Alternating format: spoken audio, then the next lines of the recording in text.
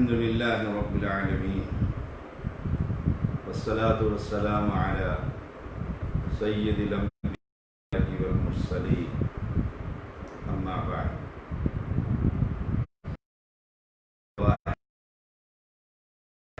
Lecture number 79 سیدنا ابو ہریرہ رضی اللہ تعالی عنہ بیان کرتے ہیں، رسول اللہ صلی اللہ علیہ وسلم نے فرمایا، سیأتی علی امتی زمان تکثر فیہ القراء وتقل الفقہاء ویقبض العلم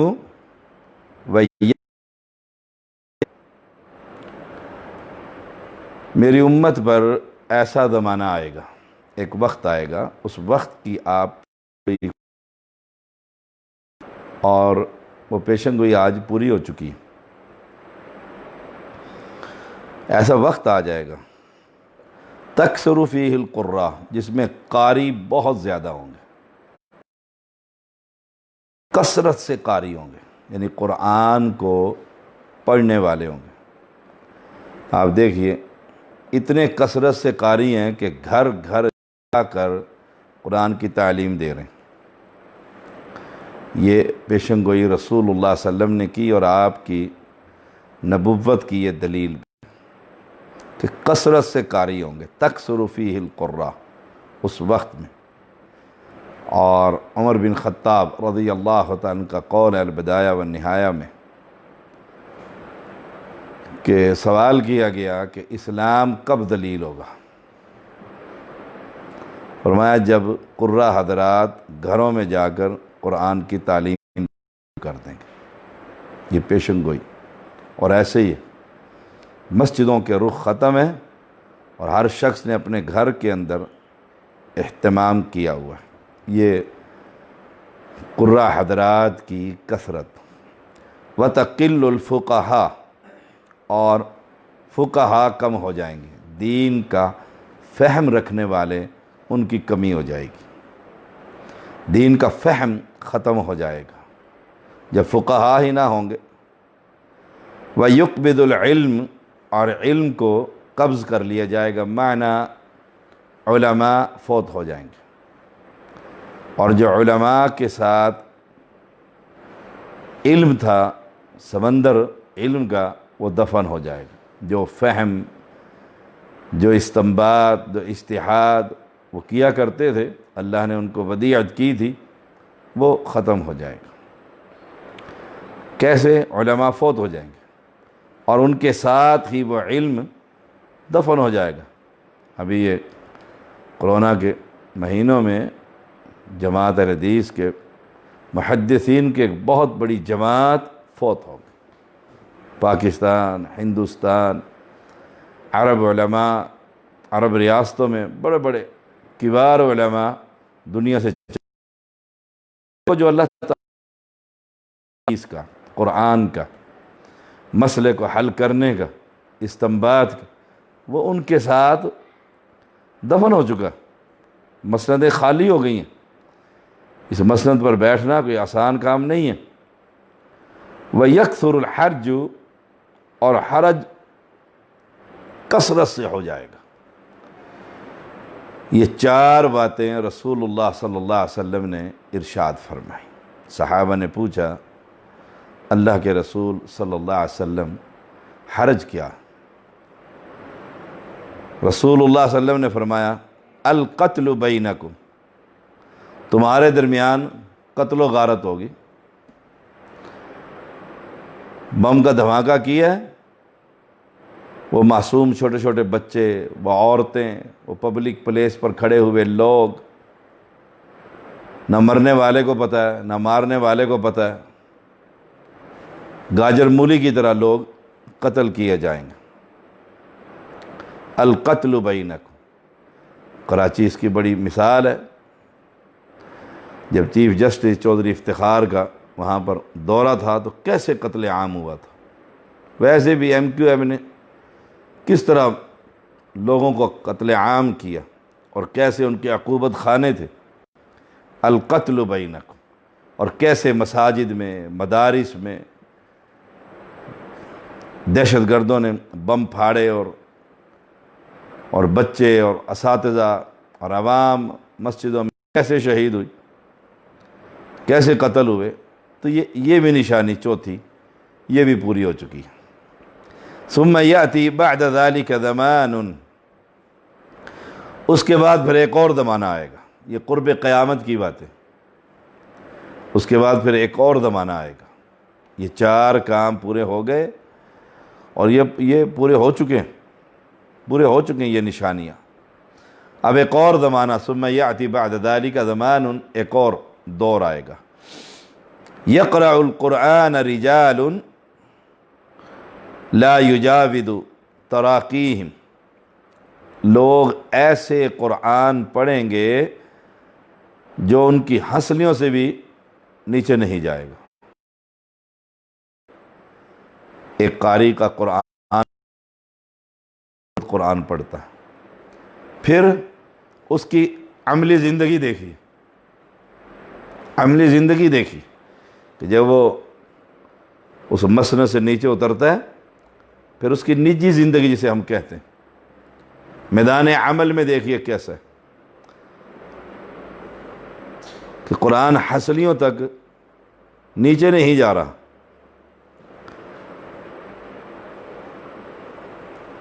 ثم یأتی من بعد ذلک زمان، پھر تیسرا ایک اور زمانہ آئے گا، یہ بھی پورا ہو چکا ہے، اور ہم عملی میدان میں دیکھتے ہیں الا من رحم ربی، اچھے لوگ تو ہر دور میں رہیں، لیکن حالات انتہائی خطرناک، عملی میدان کے شاہ سوار اب ڈھونڈنے سے بھی نہیں مل رہے۔ ثم یأتی من بعد ذلک زمان، اس کے بعد ایک اور زمانہ آئے گا، اس میں کیا ہوگا؟ یجادل المنافق الکافر المشرک باللہ المؤمن بمثل ما یقول، منافق، کافر اور مشرک مومن مسلمان سے انہی باتوں اور دلائل پر بحث کرے گا جس پر مومن ان سے کیا کرتا تھا۔ کیا معنی؟ کہ وہ قرآن سیکھے بھی، مشرکین بھی اور کافر بھی۔ مجھے یاد آیا ایک اجلاس میں ہم تھے، تو جب مسلمانوں پر حکمرانوں کی طرف سے سختیاں آئیں، مدارس پر بالخصوص، تو ہمارا جامعہ سلفیہ فیصل آباد کے اندر جرمن سفیر چیک کرنے کے لیے کہ کیا پڑھاتے ہیں۔ اب انہوں نے بتلایا کہ ہم نے آپ کے ادارے کا وزٹ کرنا ہے۔ انہوں نے ایک ایسے شخص کا انتخاب کیا جو جرمنی زبان جانتا تھا، تاکہ وہ سفیر آئے تو وہ اس سے گفتگو کر سکے۔ وہ سفیر آیا تو وہ مترجم آگے ہوا، وہ شخص سفیر مسکرایا اور اسے کہا کہ آپ پیچھے ہٹ جائیں۔ عربی زبان میں اس نے اساتذہ سے گفتگو کی، اور پھر طلباء کو بلایا، اور پھر ان سے پوچھا آپ کیا پڑھتے ہیں؟ انہوں نے بتلایا ہم یہ پڑھتے ہیں، یہ پڑھتے ہیں۔ اس نے کہا تمہاری کون سی کلاس؟ انہوں نے کہا ہماری کلاس ہے، تیسری کلاس، چوتھی۔ اس نے کہا آپ تو دوسری کلاس میں تو حدیث کی کتاب فلاں پڑھتے تھے، وہ کیوں نہیں پڑھی؟ وہ حدیث کی کتاب لے کر آؤ۔ پھر وہ حدیث کی کتاب اس نے پڑھی، اللہ اکبر، یعنی اسے سارا علم تھا، اسے پڑھایا گیا تھا۔ یہ ہے کافر۔ مشرک جو مومن سے جھگڑا کرے گا، کس سے؟ قرآن مقدس کی آیات پڑھے گا یا ایھا الذین آمنوا اتقوا اللہ وابتغوا الیہ الوسیلہ۔ اب مشرک یہاں سے کہے گا کہ اہل ایمان وسیلہ تلاش کرو نبی کا، پیروں کا، فقیروں کا، درویشوں کا، مجذوبوں کا۔ قرآن مجید کا غلط معنی لے گا، ان آیات سے غلط استدلال، مشرک جھگڑا کرے گا، منافق جھگڑا کرے گا، اور کتاب و سنت کا وہ فہم جو صحابہ کا فہم ہے اسے چھوڑ کر اپنا استدلال اور فہم، جیسے وہ جہلمی کہتا ہے کہ آپ لوگوں کو قرآن پڑھنے کا ثواب زیادہ ملتا ہے صحابہ کے مقابلے میں۔ سائل نے پوچھا کیسے؟ کہا صحابہ تو حافظ قرآن تھے اور کتاب بھی صورت میں قرآن نہیں تھا، وہ زبانی پڑھتے تھے، آپ کیونکہ قرآن بھی پڑھتے ہیں اور قرآن مجید کے الفاظ بھی دیکھتے ہیں، اس لیے صحابہ کے مقابلے میں آپ کو دوہرا اجر ملے گا۔ سبحان اللہ۔ یہ وہ فہم ہے جو ذاتی اختراع، جو صحابہ کا فہم نہیں، اہل سنہ کا فہم نہیں۔ یہ ہیں وہ منافقین کی جماعت، مشرکین کی جماعت اور کفار جو قرآن مجید کو باقاعدہ سیکھیں گے اور پھر مومن سے جھگڑا کریں گے، کیونکہ مومن بھی یہی قرآن پڑھ کر ان کو اسلام کی دعوت دیتا تھا، شرک سے اجتناب کی دعوت دیتا تھا، منافق سے نفاق کی بیماریوں سے دور کرتا تھا، تو اللہ کو سامنے رکھ کر مومن کے ساتھ جھگڑا کریں گے۔ یہ 3 زمانے قرب قیامت کے اندر، اور یہ تینوں کے تینوں پورے ہو چکے۔ بحث و جدال اب آپ دیکھ لیں کہ مشرکین کیسے کیسے فہم لے کر آتے ہیں، اور ان کے جواب میں کتاب و سنت کا فہم جب پیش کیا جاتا ہے تو کہتے ہیں یہ فہم تو ہم نے آج تک نہیں سنا، آج تک اپنا ذاتی فہم لے کر آئیں گے۔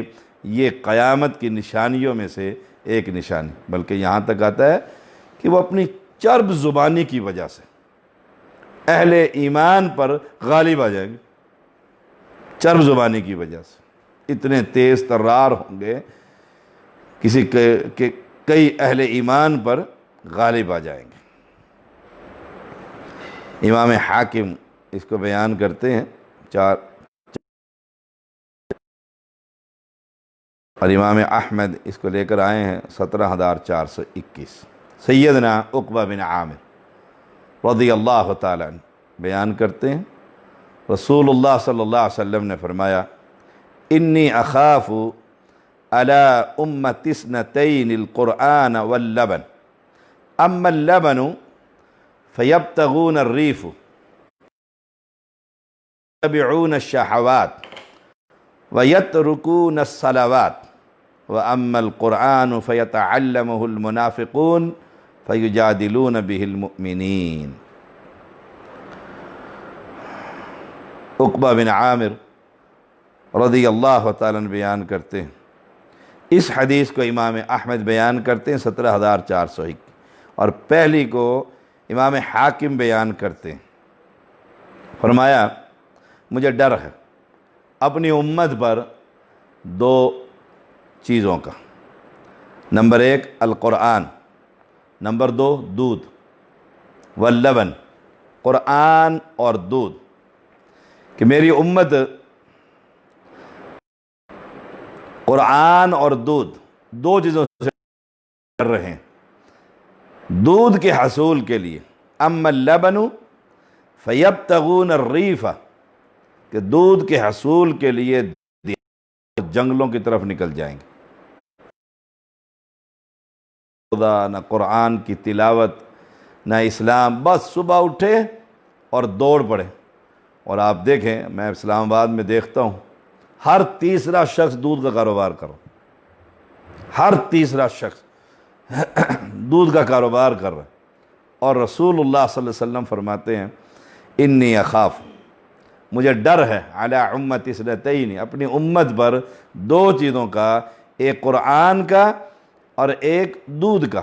دودھ کا کیا کریں گے کہ وہ اس کی تلاش کے لیے دیہاتوں اور جنگلوں میں دوڑ، اصلی دودھ چاہیے، لمبا سفر کریں گے، اب تھک کر آ گئے ہیں، اب کوئی نماز نہیں، نمازیں چھوٹ جائیں گی، خواہشات کے پیچھے چل پڑیں گے۔ اور بالکل ایسے انہیں جب کہا جائے کہ نماز پڑھیے، نماز سیکھیے، آپ کیا کر رہے ہیں، تو وہ کہتے ہیں جی جنگل میں گئے تھے، کپڑے خراب ہو گئے ہیں، نہ نماز پڑھ رہے ہیں نہ دین سیکھ رہے ہیں، اور دودھ لا رہے ہیں، دودھ فروخت کر رہے ہیں، صبح سے شام تک یہی دودھ کا ہے اور اس دودھ کے بارے میں رسول اللہ صلی اللہ علیہ وسلم نے اس ڈر کا اعلان کر دیا تھا۔ اور یہاں کیا، ہر جگہ پر پورے پاکستان اصلی دودھ تو مل ہی نہیں رہا، بناوٹی دودھ ہے، ملاوٹ والا ہے۔ اب کوئی ایک شخص ہے تو دنیا اس کے پیچھے ہے اور دودھ کی تلاش میں لوگ مارے مارے پھر رہے ہیں۔ وَيَتَّبِعُونَ الشَّهَوَاتِ، اور خواہشات کے پیچھے چل پڑیں گے، اپنے نفس کی عبادت کریں گے۔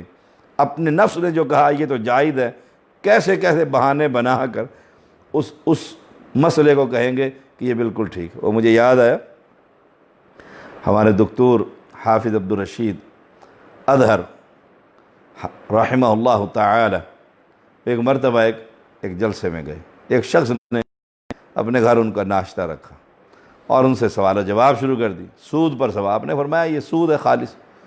وہ پھر سمجھاتا رہا، نہیں میرا کہنے کا مطلب یہ ہے، ایسے ہوتا ہے، ایسے ہوتا ہے، ایسے ہوتا ہے۔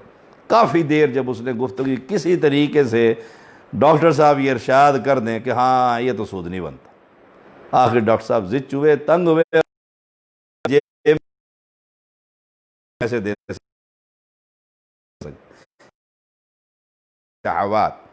شہوات کے پیچھے، خواہشات کے پیچھے پڑ جائیں گے اور اسی کو اسلام سمجھیں گے۔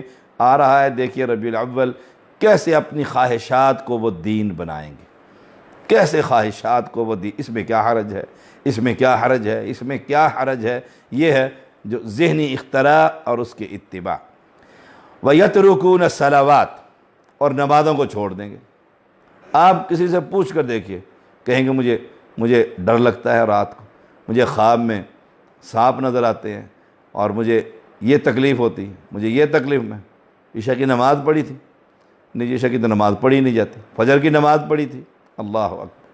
آپ اگر ان جلسے کرنے والوں کو بٹھا لیں اور ان سے پوچھیں نا کہ ساری رات جلسہ ہوا ہے، فجر کی نماز کس نے پڑھی؟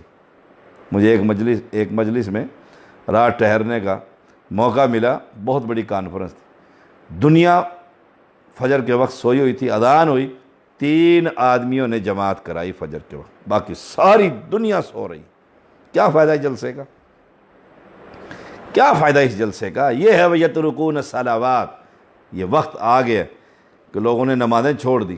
ایک مجلس میں نے کہہ دیا کہ اکثریت خطباء کی وہ بھی نماز نہیں پڑھتی، وہ بھی نماز نہیں پڑھتی، اور پھر آپ لوگوں نے اپنے سٹیجوں پر دعوت دیتے ہیں اور جانتے بھی ہیں کہ یہ شخص نماز نہیں پڑھتا۔ وَيَتْرُكُونَ الصَّلَوَاتِ، جو شخص خود نمازی نہیں، وہ لوگ ان کی اسی تقریر کے، اس کی گفتگو سے کون نمازی بنے، کون نمازی بنے؟ انی خافو، یہ ڈر تھا رسول اللہ صلی اللہ علیہ وسلم کو، جو بالکل آپ کی یہ پیشن گوئی بھی پوری ہوئی۔ اب 2 چیزوں سے ڈر ہے اس حدیث میں، ایک القرآن واللبن، لبن کا تو بتلا دیا اور لوگ مارے مارے پھر رہے ہیں۔ اب قرآن فَيَتَعَلَّمُهُ الْمُنَافِقُونَ، اس قرآن کو منافقین سیکھ لیں گے، جو منافق ہیں، جو دین کے دشمن ہیں، جو ابن سبا کی اولادیں ہیں، وہ اس قرآن مجید کو، مقدس کو سیکھ لیں گے۔ سیکھنے کا مقصد دین نہیں، اللہ کا قرب نہیں، توحید کا فہم نہیں، سنت سے پیار نہیں۔ فَيُجَادِلُونَ بِهِ الْمُؤْمِنِينَ، پھر اس قرآن کے ذریعے سے مومنین سے جھگڑا کریں۔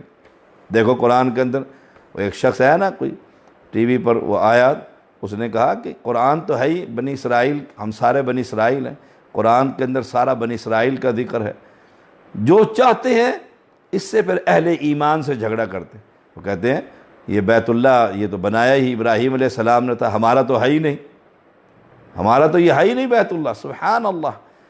تو قرآن کی تعلیم کا مقصد یہ ہے کہ اہل ایمان سے جھگڑا، مجادلہ، مناظرہ، مباہلہ، اور یہ کفار اس قرآن مجید کو باقاعدہ سیکھتے ہیں۔ ہم کیوں نہیں سیکھتے؟ اہل ایمان کیوں نہیں سیکھتے؟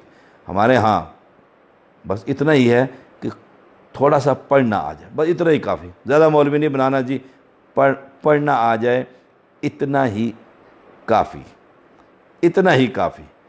اور وہ لوگ کفار اسے پورے قرآن کا ترجمہ، تفسیر، اس کے شان نزول، پھر اپنا جو دین ہے اس کو سامنے رکھ کر قرآن مقدس سے آیتیں نکال کر اہل ایمان کو کمزور ایمان والوں کو، کم علم لوگوں کو گمراہ کرنے کی کوششیں کرتے ہیں۔ اب دیکھ لو، یہ مرزائی جو ہے یہ قرآن نہیں پڑھتے، قرآن کی تلاوت کرتے ہیں اور یہ قرآن مقدس کی آیات پیش کرتے ہیں، عیسیٰ علیہ السلام کے بارے میں مسلمانوں کو گمراہ کرتے ہیں، اور ان کے مربی یہ ربے کے اندر بیٹھے ہوئے ہیں، اور جو مسلمان انہیں ملنے جاتے ہیں اسے اپنی کتابیں دیتے ہیں، اپنی دعوت پیش کرتے ہیں۔ مجھے ایک دفعہ موقع ملا، وہاں پر ربہ گیا میں، تو وہاں ان کے وہ آ گئے، انہوں نے کہا جی پہلی بات یہ ہے کہ آپ حکومت کو فون نہیں کریں گے، حکام کو، کہ ہمیں دعوت پاکستان میں دینا منع۔ میں نے کہا نہیں، میں نہیں کرتا، آپ مجھے کچھ باتیں تو بتائیں نا، کچھ کیا آپ کرتے ہیں اور کیا کرتے ہیں۔ ان سے گفتگو رہی گھنٹہ ڈیڑھ گھنٹہ، تو وہ اسی قرآن مجید کی آیتیں پڑھ پڑھ کر کمزور ایمان والوں کو اور کم علم لوگوں کو ان کے ساتھ جھگڑا کرتے ہیں۔ یہ رسول اللہ صلی اللہ علیہ وسلم نے قرب قیامت کی کچھ نشانیاں بتلائی ہیں۔ اللہ کریم ہمیں خالص قرآن کی سمجھ دے، اور خواہشات سے، اللہ تعالیٰ نفسانی خواہشات سے ہمیں محفوظ رکھے، اور جو قیامت کی نشانیاں ہیں اللہ تعالیٰ اس نشانیوں سے بھی، اللہ ان فتنوں سے بھی اللہ ہم سب کو محفوظ رکھے۔ وآخر دعوانا